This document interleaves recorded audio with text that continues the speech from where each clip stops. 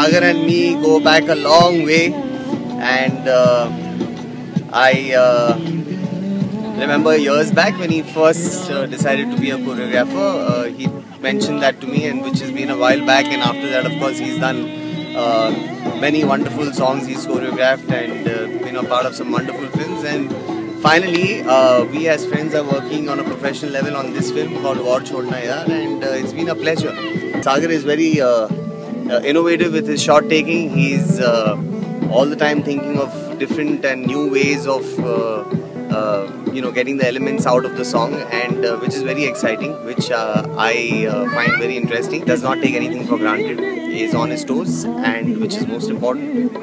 I now understand how it is to work with a friend, because most of the choreographers I have worked with so far has been a very professional relationship.